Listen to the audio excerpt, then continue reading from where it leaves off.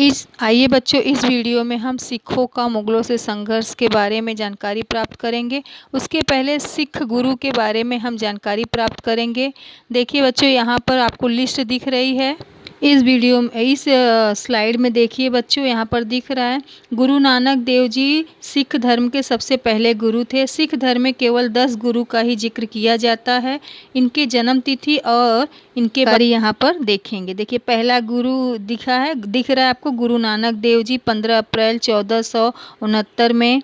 देख रहे हैं आप लोग। गुरु अंगद जी दूसरे, गुरु अमरदास, गुरु रामदास, इस तरह से देखो आप लोग यहाँ पर दिया है, सबके जन्म तिथि दी है और 5 गुरु यहाँ पर आपको दिख रहे हैं, है ना। उसके बाद अगला देखो बच्चों, यहाँ पर 6वें गुरु के बारे में देखो। गुरु गोविंद, गुरु हर गोविंद सिंह, गुरु हर राय, गुरु हर किशन, गुरु तेग बहादुर सिंह, गुरु गोविंद सिंह। सबकी जन्म तिथि यहाँ पे दिख रही है और सबके गुरु बनने की तिथि भी यहाँ पर दी गई है। सबसे पहले गुरु जो हैं गुरु नानक जी सिख धर्म के, जिनके बारे में यहाँ थोड़े में देखिए। सिख धर्म के प्रवर्तक गुरु नानक देव जी का जन्म 15 अप्रैल 1469 में तलवंडी नामक स्थान पर हुआ।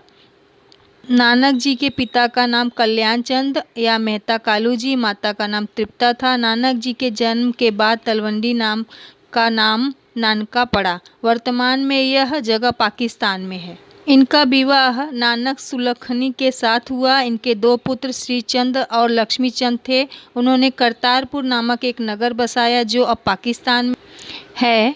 इसी स्थान पर सन 1939 को गुरु नानक जी का देहांत हुआ। देखिए बच्चों, यहाँ पर आपको दिख रहा है।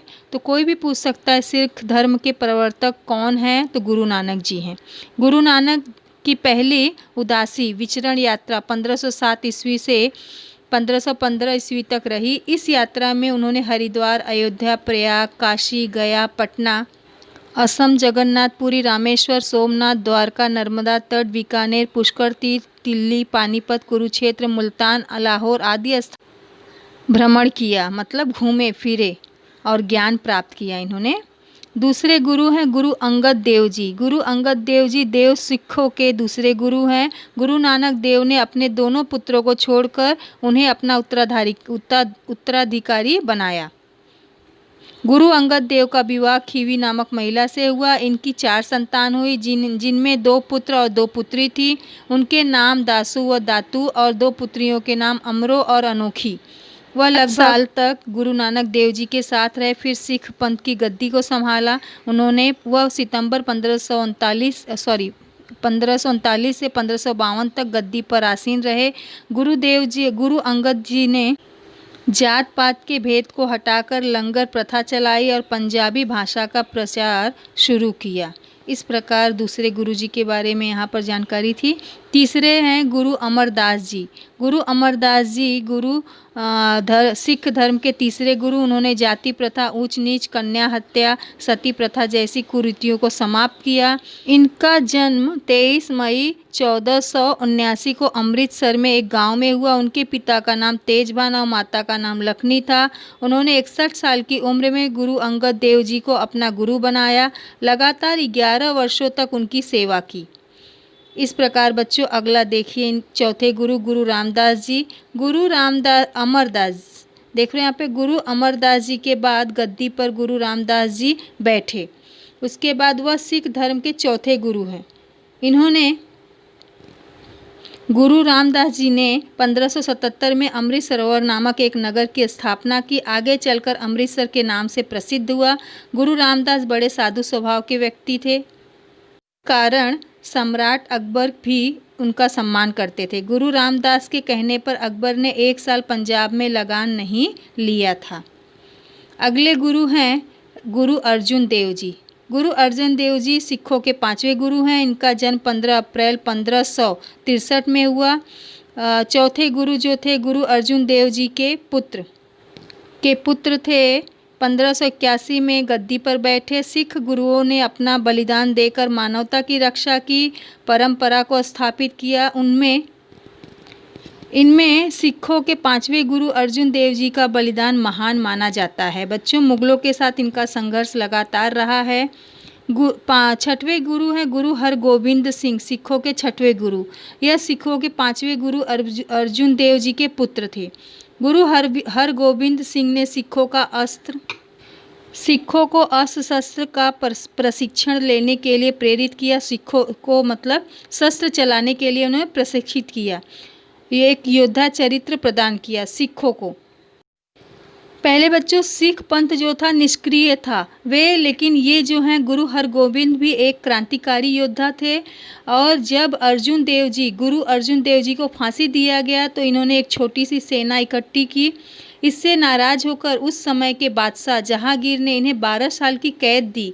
रिहा होने के बाद उन्होंने शाहजहां के खिलाफ बगावत कर दी और 1628 में अमृतसर के निकट संग्राम में शाही फौज को हरा दिया। इस प्रकार 1644 में इनका कीरतपुर पंजाब में निधन हुआ। अगले हैं सातवें गुरु गुरु हरराय जी। गुरु हरराय जी सिख धर्म के सातवें गुरु। इनका जन्म 16 जनवरी 1630 में पंजाब में हुआ। इनका विवाह किशन कौर के साथ हुआ। उनको 2 पुत्र थे, गुरु राम राय और गुरु हरकिशन साहब। गुरु हरराय ने मुगल शासक औरंगजेब के भाई दारा शिकोह की विद्रोह में मदद की थी।